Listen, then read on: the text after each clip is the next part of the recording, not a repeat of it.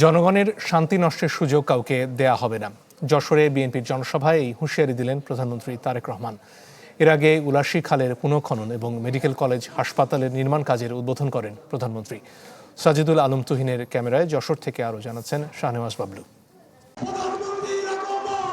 2011 সালে road March কর্মসূচি চলাকালে যশোর ঈদগাহ ময়দানে এসেছিলেন বিএনপির তৎকালীন চেয়ারপারসন বেগম খালেদা জিয়া।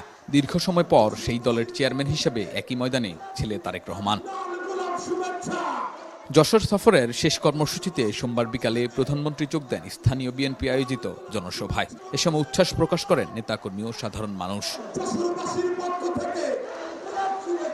বক্তব্যে প্রধানমন্ত্রী তুলে ধরেন নির্বাচনের আগে জনগণের সামনে দেয়া প্রতিশ্রুতি বাস্তবায়নে সরকারের নানা পরিকল্পনার কথা। বলেন, কোনো টিকিট বিক্রি নয়, বাস্তব কাজ করতে চায় সরকার।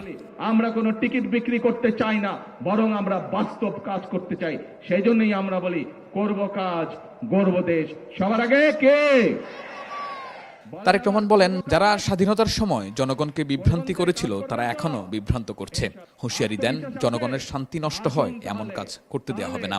আমরা নিজেদেরকে সতর্ক রাখবো যাতে আর কেউ এই দেশে বিশৃঙ্খলা তৈরি করতে না পারে, যাতে করে আর কাউকে আমরা সুযোগ দিব না জনগণের শান্তি নষ্ট করে 173 দিন হরতাল করবে, সেই সুযোগ আমরা কাউকে দিব না।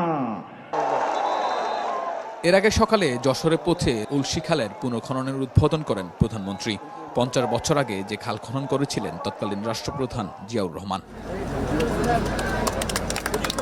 পরে সুধী সমাবেশে দেয়া বক্তব্যে প্রধানমন্ত্রী ঘোষণা দেন, নারীদের কষ্ট লাঘবে এলপিজি কার্ড দেয়া হবে। আরেকটি কার্ড দিতে চাই, সেটি হবে এলপিজি কার্ড। প্রধানমন্ত্রী বলেন, জনগণের ভাগ্য নিয়ে যারা খেলবে তাদের পরিণতি 5 আগস্টের মতো হবে। বাংলাদেশের মানুষের ভাগ্য নিয়ে কেউ যদি চিনিমিনি খেলতে চায়, ইনশাআল্লাহ 5 তারিখে যেভাবে বাংলাদেশের মানুষ জবাব দিয়েছে, ভবিষ্যতে বাংলাদেশের মানুষ সেভাবেই জবাব দেবে। দেশের গ্রামীণ অর্থনীতি মজবুত করতে 50 বছর আগে খাল খননে নেমেছিলেন তৎকালীন প্রেসিডেন্ট জিয়াউর রহমান। তার দেখানো পথেই পুত্র তারেক রহমান। সরকার গঠনের 2 মাসের মাথায় তৃতীয়বারের মতো খাল খননে নামলেন প্রধানমন্ত্রী।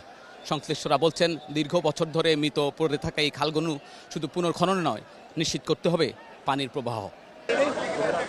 পরে যশোর মেডিকেল কলেজ হাসপাতালের নির্মাণ কাজের উদ্বোধন করেন তারেক রহমান। শাহনেওয়াজ বাবলু, চ্যানেল 24, যশোর।